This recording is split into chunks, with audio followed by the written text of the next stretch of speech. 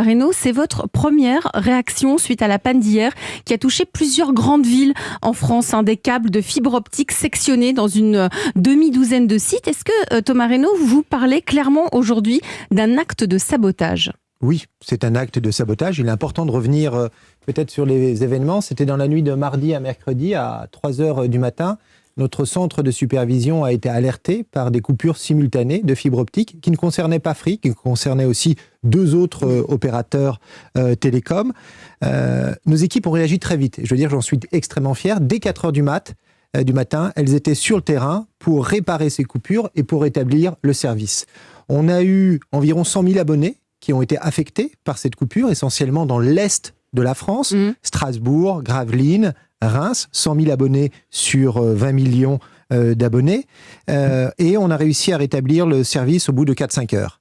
Donc là, aujourd'hui, vous pouvez dire que tout est revenu à la normale au moment où on se parle ? Oui, je le confirme. D'ailleurs, depuis hier midi. Mais même si ces actes... Aucun client impacté, là ? Non. Même si ces actes de vandalisme, ces actes de sabotage n'ont concerné qu'une petite minorité de nos abonnés, moins d'1% de nos abonnés, ce sont des actes d'une extrême gravité, parce qu'ils étaient coordonnés, et c'est pas Free nécessairement qui a été ciblé, ce sont les Français, c'est la capacité des hôpitaux à continuer à fonctionner, c'est le petit commerçant qui ne peut plus encaisser ses clients avec sa carte de crédit, ce sont nos étudiants qui en ce moment passent leur partiel à distance depuis leur domicile, qui ne peuvent pas passer leurs examens. Et c'est la raison pour laquelle le parquet a ouvert une enquête et qu'une enquête est en train d'être menée par la DGSI sur ce sujet. Donc tout est revenu à la normale, mais la fibre, a priori, il faudra quand même du temps pour réparer. Vous avez quand même réussi à réalimenter. Ça veut dire que c'est prévu dans vos plans. Il existe des alternatives dans cas de problème comme celui-là. Oui, c'est important de revenir sur ce sujet et de rassurer vos auditeurs.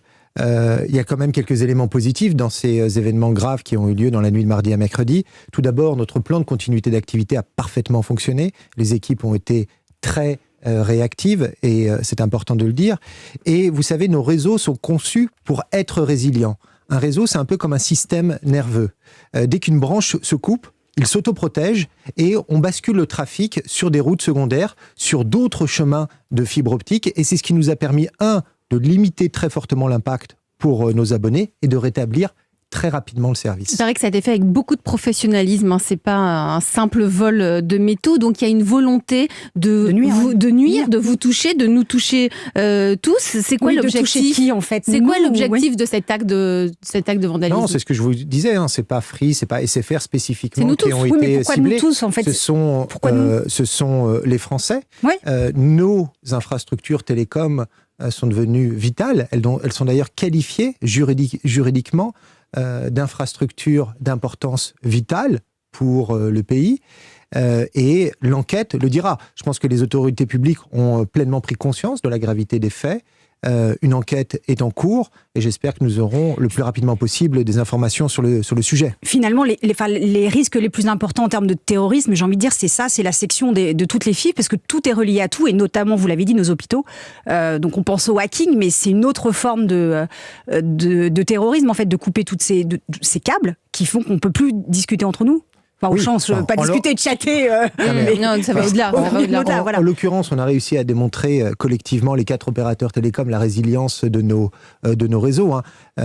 Free, chaque année, investit en France pour 2 milliards d'euros d'investissement dans ces réseaux, avec vraiment la volonté de faire face à tout type d'événements. Et c'est important de le souligner. Mais c'est vrai que le numérique a pris une telle place dans notre quotidien, dans nos économies, dans nos services publics. On sait qu'une des principales menaces aujourd'hui, c'est la menace de la cybersécurité. En l'occurrence, hier, c'était une attaque physique sur les réseaux. Mais la cybersécurité est aussi un enjeu majeur. Et c'est tous les jours. Qui touche tous les Français et toutes les entreprises, quelle que soit leur taille. Et c'est une des raisons pour lesquelles nous avons lancé, notre service à destination des TPE et des PME, pour les sensibiliser à ces questions de cybersécurité. Parce que même si vous êtes le plombier du village. Oui, on en a besoin. Vous avez besoin, vous avez votre fichier client, vous devez protéger vos données et c'est le rôle des opérateurs télécoms d'accompagner tous les acteurs économiques, quelle que soit leur taille, sur ces sujets-là.